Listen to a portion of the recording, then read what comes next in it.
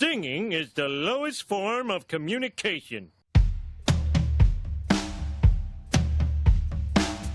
Maria Callas said to sing is an expression of your being. Edith Piaf said singing was a way of escaping. And yes, Homer, the other Homer, said it was the lowest form of communication. What do you think? Why do we sing? Where does the voice come from? My name is Karen Myatt, and I pose these questions and more to some of the greatest singers of our time. Welcome to La Voce Vita.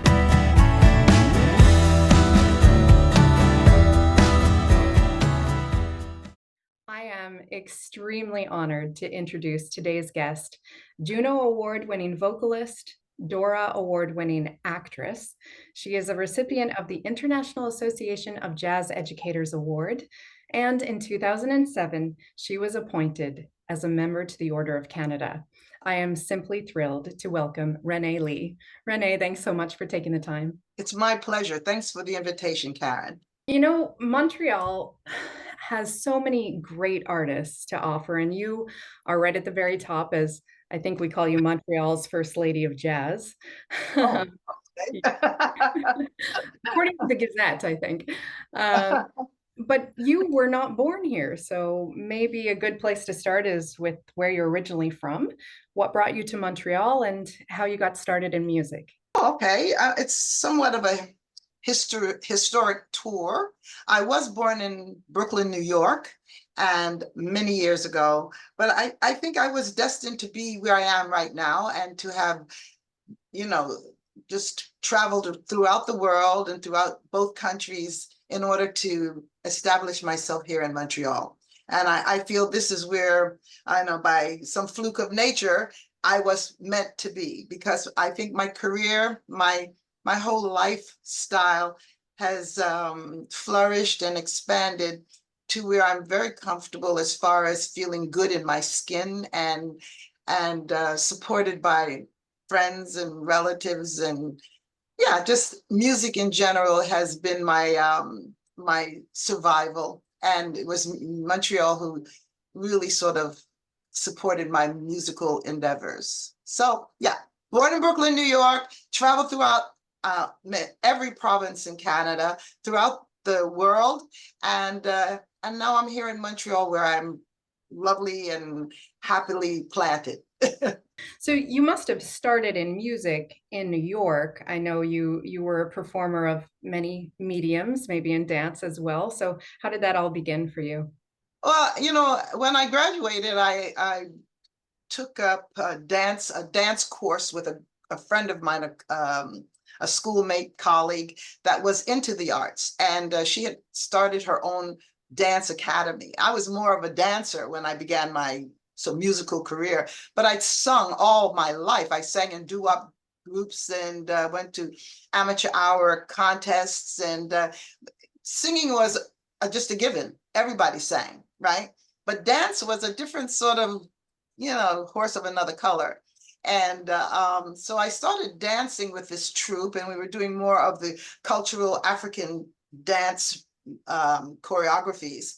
And my friend, who started the academy, had an offer to come to Canada, to go to Ontario with her dance troupe, of which I was part. And yeah, so that was quite the experience, because it was so different. It was so different from the New York, Harlem, Manhattan, Brooklyn vibe. And I love it was sort of like the initiation to a different style of living when I was in Ontario. And so much of my career began as a dancer, and then on a really fluke engagement, we didn't have enough time, and I was noted in the group as one of the more prominent singers. So they asked me to sing a few tunes to sort of expand the time. I did. I loved the reception the audience gave me. I was so inexperienced, but I was always a Nancy Wilson, Dinah Washington clone. So I had that kind of, sound, and it was widely accepted in the few places that we had started to perform. And eventually, over a period of time, the dancing sort of took less or more of a backseat to the singing. And all of a sudden, here I was, a singer. Amazing. You know, I think didn't Ella Fitzgerald have a similar start? I think she was dancing at first and somebody asked her to sing at the Apollo or something. That's how that began for her. Everybody, I think even Billie Holiday. I mean, I guess in some respect, it was the easiest thing to do to contort the body rather than to, expel the sound from your voice. And as I said earlier, I think everybody sang, so it was a given. Right. To do something different or extraordinary was to be able to dance, whether the jitterbug or the jive at the time or tap dancing. Well, not so much ballet, but some sort of interpretive movement. And that was the distance from the norm. But I don't know if Ella had the same kind of experience, because it was either in Billie Holiday or Ella's journey that Billie said, maybe it was Ella, that she wanted to dance, but she was so nervous that she started to sing. That's right. Yeah, I think you're right. I think that's the story. Interesting. I mean, I'm sure that many of the names that you just mentioned, like Billie and Ella and Nancy, and were of great influence for you. But were there particular singers that were the greatest inspiration for you when you started to sing? Well, like every teenager, I was involved in listening and being entertained by the top 40 of the day. So it was like, Frankie Lyman and the Supremes and that sort of thing. So the jazz element, or the element that I finally did choose, wasn't as prominent as those acts were concerned. I would stand in line for days in order to get a ticket to see any one of these, the rock or the popular music of the day. But it's oddly enough, and I think every singer in the world says this, that the music of the home that was being played was always big band, Duke Ellington, Count Basie, and the singers were the Countless. I think I was strongly, as I said, influenced by the way Nancy Wilson, who did not improvise, but she did something magical with her voice and telling the story and just the dynamics and the expressions she would use, and somewhat similar to Dinah Washington, who I feel we all cloned ourselves after Dinah Washington. But it was in telling these kind of musical stories that I was more attracted to, but personally. In my social life, it was, rock and pop and that kind of influence. But yeah, so when I started listening more seriously to the expression of singing the jazz type idiom, I really gravitated to Carmen McRae, because she had this sort of raw yet sensual type delivery and told the story as if she were actually talking to you musically. And I think that was, she was one of my strongest influences, but Nancy was always supreme.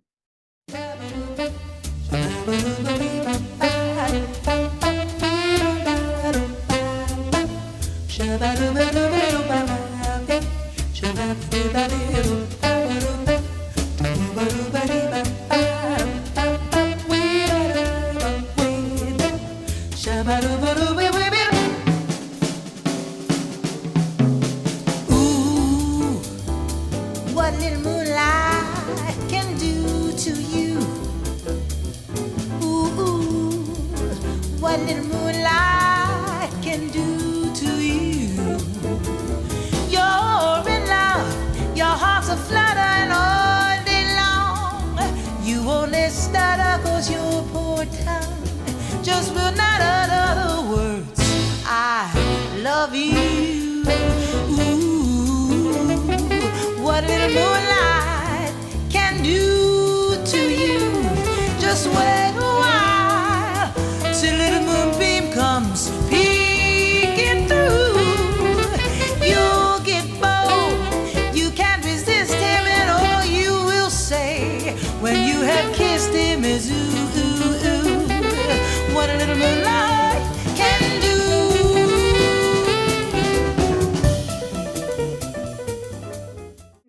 all of your experience with tribute shows with Lady Day and Dark Divas. I imagine you found yourself mimicking and imitating these singers for obvious reasons, but was there ever a time where you found it challenging to find your own voice after having studied so many other voices? I think it was evolution, I evolved from, because the music, as a young and burgeoning performer and seeking a career, I felt, especially at the time, that I needed to sound like someone in order to be accepted by the populace. And the more I sounded like Nancy or Sarah or Sarah Vaughan, I was very sort of given the title, "Oh, you're the second Sarah Vaughan," which bothered me because I didn't want to be Sarah Vaughan. Sarah Vaughan was Sarah Vaughan. Yeah. But the more I was able to emulate their performances, the more the acceptance of the population or the populace or the audiences. And but eventually I stepped away from that, not on purpose. It was just a matter of free form expression, and which jazz does allow you to do. I mean, it's all about that, right? That improvisational reach. And the more I did that, the more I found that I was still being accepted as far as my vocal contributions were concerned. And that was important. It happened, it was like osmosis. I didn't deliberately go, "Oh, I'm going to change and become Ranee Lee." And that didn't happen. It was just through I know the acceptance of the audiences and various management and agencies that said, "Oh, I'm going to put you here, going to put you there, going to put you here." And the more I did that, the more work that came into my career was many more ways to find my own expression. So yeah, it's just through trial and some error and then trial. Yeah, absolutely. It was a natural progression, I guess. And I find that even less today, because I think we've been so given the opportunity to see so many variations of vocal, especially I'm speaking of the vocal world in particular, that singers today, and because I teach at McGill, so I have a litany of students who have found their voices early because of just wanting to express themselves. And so, the characteristic of sounding like somebody else is not necessarily on the board. I think the transcriptions of what another singer may do, and so it sort of implies that, "Oh, I can do that too," or gives you that example, is more the motivation, that you want to find your own voice.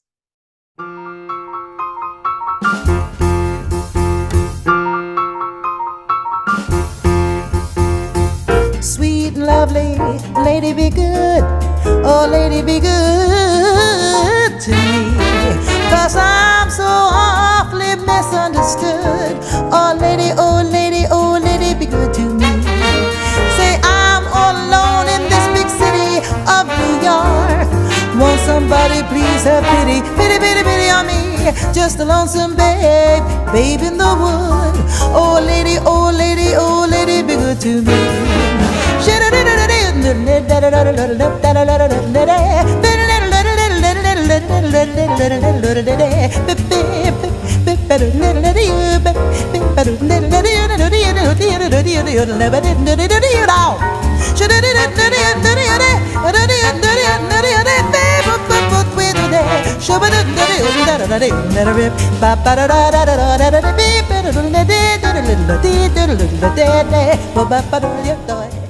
I think it's a good time to ask you a kind of my abstract question that I like to ask every singer, which is, and probably you discuss this with your students, is where does your individual voice come from?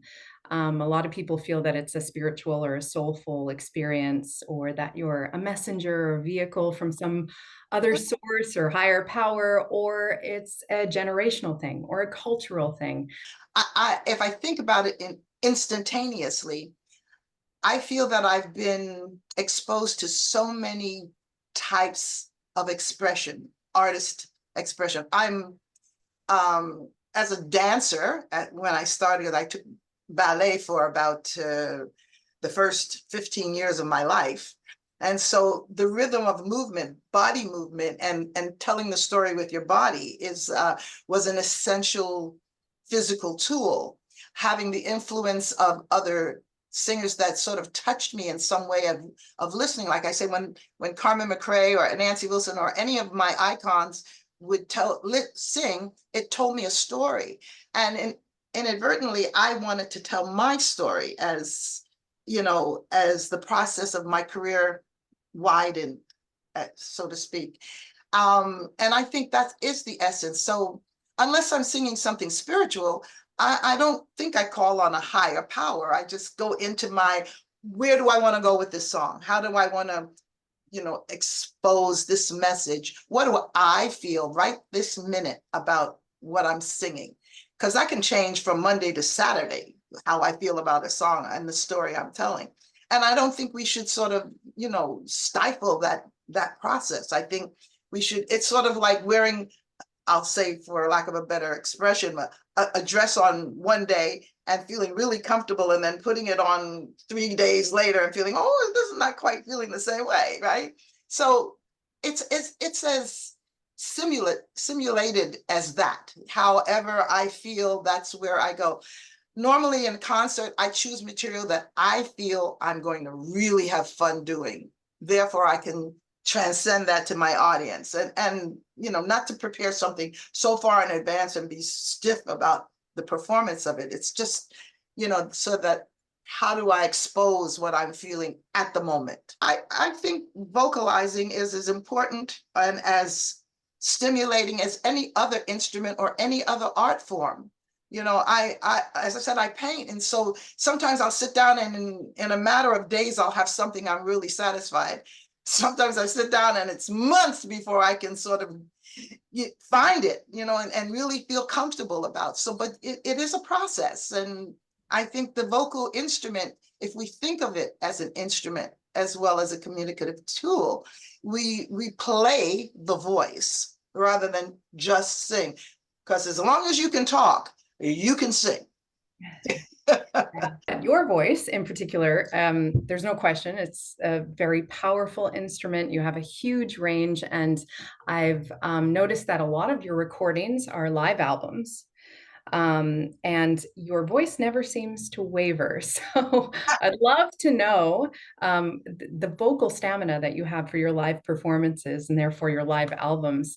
How do you prepare for live performance? A feeling of well-being, right? If I'm nursing a cold or a headache or a toothache or any of those things, of course it's going to make the difference on how because you have to perform, on what's going to happen. And so you sort of alter or find ways to to navigate through any kind of issue that might interfere with the performance. Because after the health of the voice, the performance for me is the next vital important step. How do I reach my audience? Otherwise, I might as well just sit home and sing to my dog, But the audience being the receptor of what I'm trying to, to sort of impose or to create is a vital key to that feeling. Health preparation is so important. I don't smoke. I won't say I don't drink, but I mean a glass of wine here and there. But I want to make sure that my health, and as old as I am, I've had to go through that process all my life so that I would maintain my healthy attitude and vocal ability. And sleep, try to keep a healthy, core, as we say, but much like any other instrument. And I really don't feel there's a separation in identity of any other instrument, be it piano or saxophone or flute or guitar or we all have to protect our instruments and the way in which to use them. And the voice, because it's overused so much, we talk, we snore when we sleep, there's all kinds of processing that goes through our bodies, and the voice is always the first receptor, right? So realizing that if you're going to have a concert on Sunday, Saturday, do not eat a block of cheese or a glass of milk, because that's going to ruin the whole process, you know. So, but I think individually we know what we want to do. I mean, it's like being a runner. If you're if you run for the exercise or the passion, being a very important word, you just don't jump out of bed, put on your running clothes and run. There's a whole stretching attitude. There's a whole process in which to prepare the body and the mind and the spirit. And I think that is it in a nutshell, having not really thought about that before. Yeah, absolutely. I've noticed that many of your recordings are interpretations, cover songs, and jazz standards. Where do your arrangements come from? Are these things that you collaborate with your musicians on? Do you have a vision for a particular song? How does that process go? Very much so. I do all of what you said, so we can move on. No, I'm kidding. No, first, I choose the material because that's where I want to go with my story, right? Whatever we feel the process of the album or the recording, what is the theme, which is Jim, my record producer and manager, says, what is the theme? And so I have to come up with a theme. And in that, the trunk of this tree, the branches have to sort of support the tree, you know, and in processing that, I choose the material that is going to be relevant to the next tune in some way, to the story, right?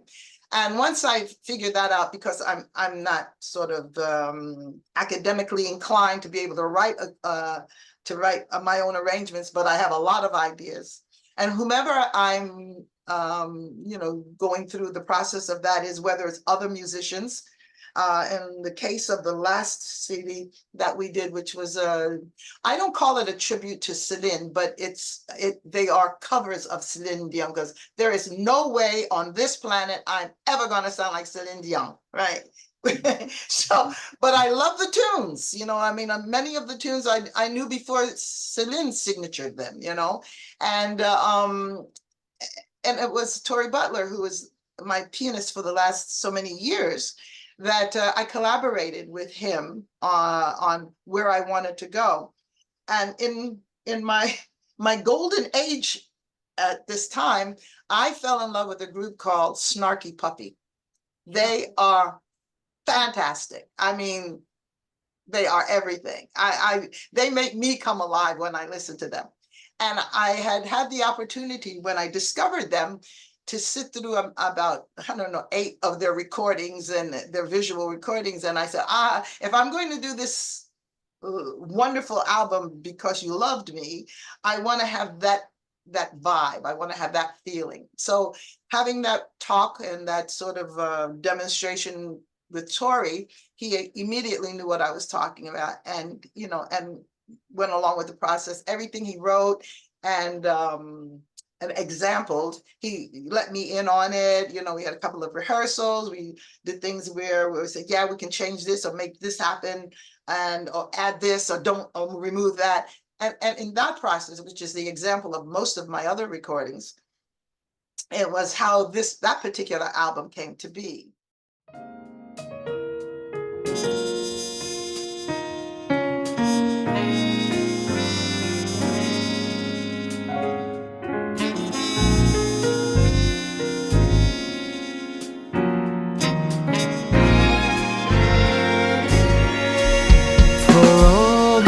Times you stood by me, for all the truth that you let me see, for all the joy you brought to my life, for all the wrong that you made right, for every dream you made come true, for all the love I found in you. I will be forever thankful. You're the one who held me up, and you never, never let me fall. You're the one who saw me through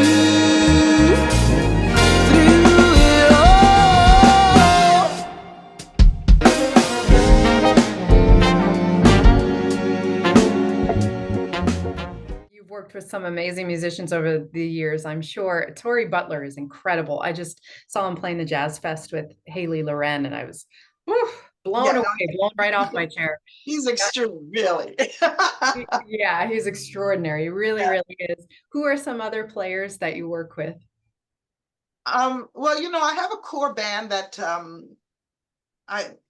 they always seem to say yes when I call, which is a wonderful bassist from Montreal. I mean, originally he's from out west, but he's been here a million years, and he just seems to know. His name is Dave Watts, and Dave plays all over. Everybody plays all over the city, and outside the city.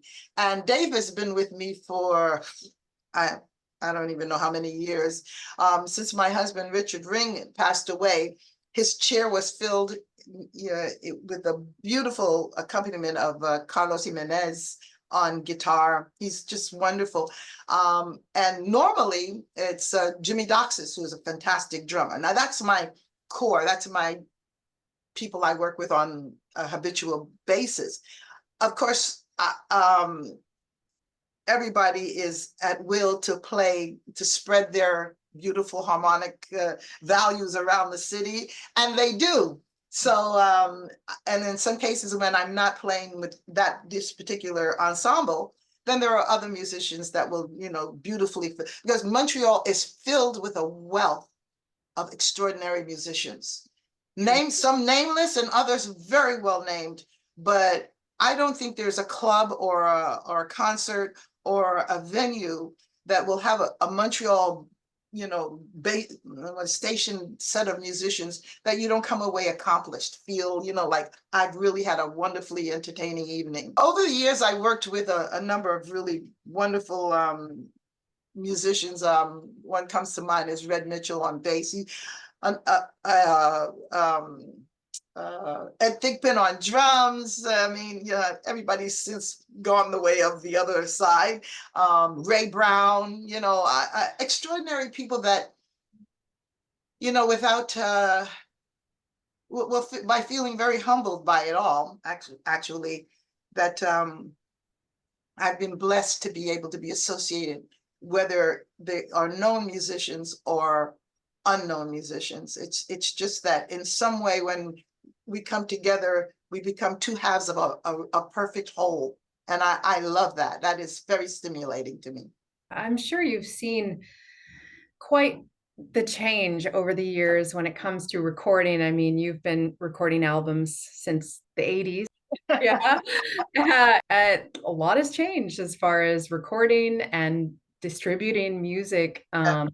Yeah. Have you had challenges? Have you just adapted with the times? How has that experience been for you? Yeah, it definitely has been an extraordinary change in the industry. Like everything else, I mean, food changes, taxes change. There's a punch, you duck or roll. You go with it because what can I do? So if it's a change for the better, for progression, then we have to. I mean, I don't think there's any one particular issue that makes that change happen. It's a litany of different reasons why change happens. Change in clothing, change in attitude, change in, and the younger the audience or the younger the player, they create that sort of that movement, that example of change. And of course, then the industry has to go along with it. It's probably a lot easier to become a recording star today than it was when I was coming up, because you had to have the permission and the sort of the acceptance of a crew of people before you got to do something on recording. Today you can go on YouTube and become an overnight sensation. But I loved the process. It gave credence to my work. It gave me a chance to expose and expel and expand and do better the next time, and always be critical of the fact that there was more to do than what I've done. And I think that might be an element that's missing today, that, like I said, you can just go on YouTube and sing a great song And because your folks have said how wonderful you are, you become that. And so ding, before you know it, you're on Spotify. We don't have the gatekeepers anymore, which is in some ways a really great thing. And in other ways, you have an oversaturated market of something like 100,000 new songs uploaded to Spotify every day. I don't think anything is below the essence of being great. I think everything has the opportunity to be great. So bravo to all of, whomever, however you sort of stream it. It's another process. Speaking about all this change, I was just reminded that you've recorded one of my favorite jazz songs of all time. I've recorded it as well. It's called Everything Must Change. Oh my! Yeah. I love that song. I could say that about everything. I know. Someone says, I love that song. But the moment you say everything must change, all of a sudden there's a world that opens up in my head about how I feel about that tune. And that's why it's a favorite tune of yours, because you identify with so much of the meaning of that tune. I think anybody can. Every time I've ever played that live, it's got to be the 11 o'clock, because you can't really follow it. It's just, the message is so powerful and so universal and timeless. And still is. I've done that song in so many variations of rhythm. Like you can do it as a very slow ballad, like or as with a feeling of a bit of funk to it, as a straight ahead jazz, there's just so many elements to be able to perform the song. The message stays the same.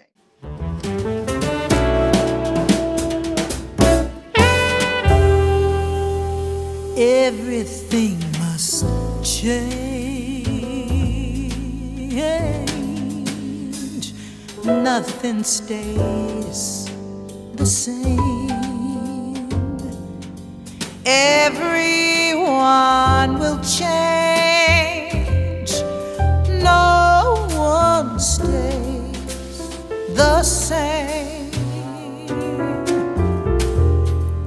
The young become the old, and mysteries do unfold.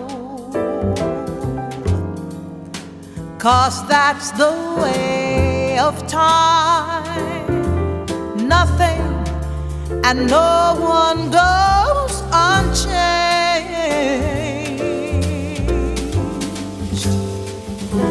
There are not many things in life you can be sure of, except rain comes from the clouds, sun lights up the skies, and hummingbirds do fly. If you had to choose one song, maybe you've already answered it, to put into every show for your entire career, what would it be? I know. That's like asking me what if I could just wear one dress in every show. Yeah.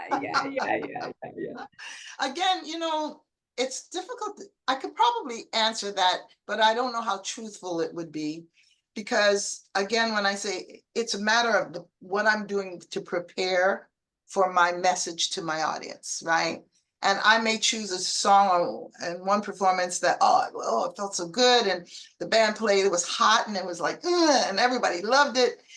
And then if I did it again and it didn't have that feeling because it couldn't recapture, the essence of what that. So I don't try to prepare on that basis.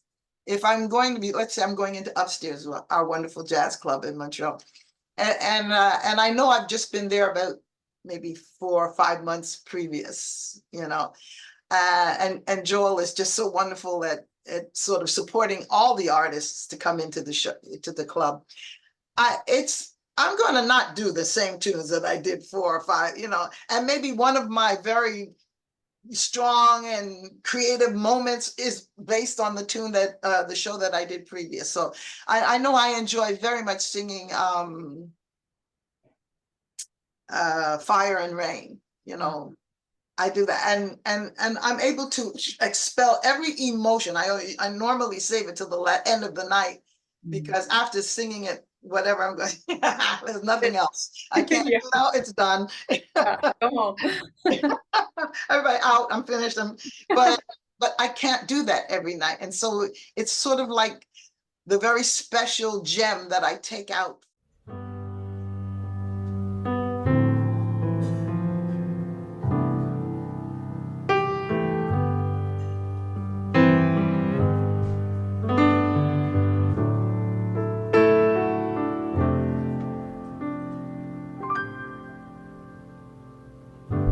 Just yesterday morning, they'd let me know you were gone. Suzanne, the plans they made put an end to you. I walked out this morning and I wrote down this tune. I just can't remember who to send it to.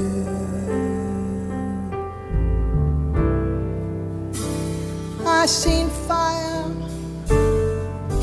I seen rain, I seen sunny days that I thought would never end.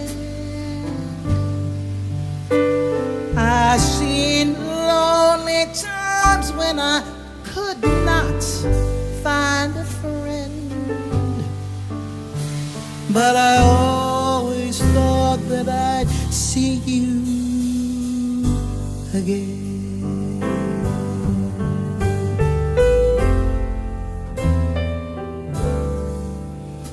Won't you look down on me, Jesus?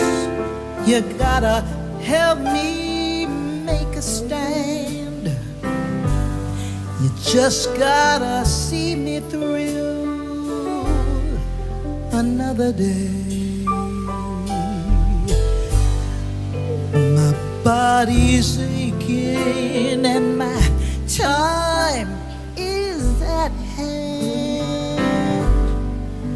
I won't make it any other way. And oh, I seen fire and I seen rain. I seen sunny days that I thought would never end. I seen lonely times when I could not find a friend, but I always thought that I'd see you again.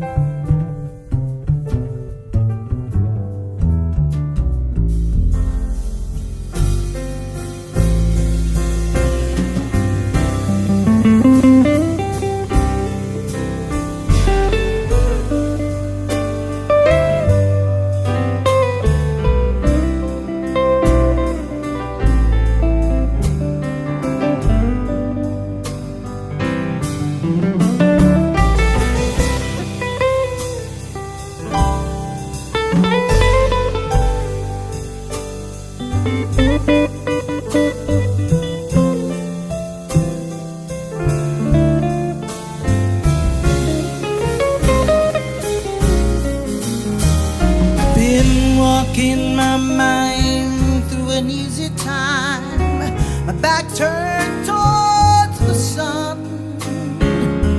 Lord knows when the cold wind blows, it'll turn your head around.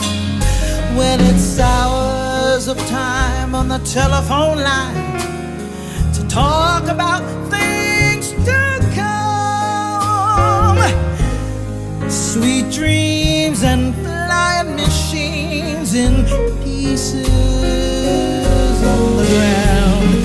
And oh, I've seen fire and I've seen rain.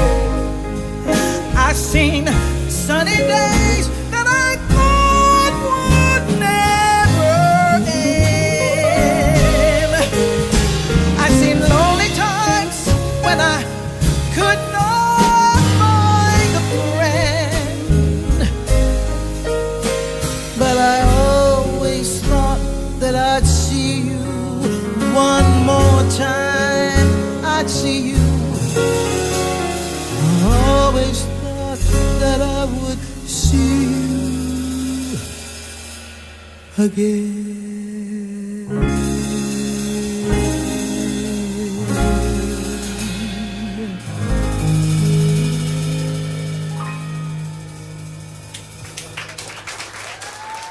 I'd love for you to share some advice with singers. I know you're an educator and a vocal instructor, and I think anyone listening is interested in singing. Maybe they're a new singer, maybe they're starting a career. Any piece of advice that you would like to share? With my advice about, if you're serious, if you have a passion about what it is you want to do with your vocal instrument, it's not important to listen to the love and the support of your mom and your grandparents and your best friend. It's what you're getting out of it, right? Because the first step begins with you. It is important to feel comfortable about how, I mean, and it doesn't require you to be the most fantastic singer on the planet, or that you don't have the energy. It requires the fact that you know that singing is a very important tool in your whole being, that it brings you something so that you can transport that to your listening, place. And in order to, I feel, in order to, once you go through the whole litany of practice and academics and all of that, I feel we should really record ourselves on a home recording or on your phone or whatever device, and be your own judge of character as far as the voice is concerned. Because, we take it for granted that someone's going to love what we're doing. It doesn't mean that it's palatable to anybody else, but because that person loves us so much, no matter what we do, it's going to sound great, right? But to us, we know when that dress does not look good on Wednesday, then it looked good on the other day. So we'll hear that. And in being your own self-critique, not critic, but the critique of what I could have, or I should do, or where, and okay, that worked. When you can find that personal place to advise yourself before you take lessons, before you go out and to the world and expose yourself in a musical manner, before you listen to all your grandparents and your parents saying how wonderful you are, listen to yourself, and then be true to yourself. Very good. Review the game tape. Yes, definitely. Yeah, absolutely. That is a great piece of advice. Thank you so much. You're welcome. Thank you, Karen. It's been a great honor and just such a joy to speak with you. Thank you for taking the time. My appreciation. Thank you, and thank you to all. Yes, thank you for joining us for this interview with vocalist Ranee Lee. To learn more about Ranee, visit raneelee.com. And to hear more, follow the link in the description below to the Spotify playlist inspired by today's episode. If you enjoyed La Voce Vita, please share it and subscribe to the Karen Myatt YouTube channel, or visit karenmyatt.ca for more news and information. Follow us on social media and click the bell to be notified when we release a new episode. Finally, we want to hear from you. If you have a question, a suggestion, a request, or music to share, feel free to send us a note in the comments below or at karenmyatt.ca/message. Until next time, I'm Karen Myatt, and thanks for listening to La Voce Vita.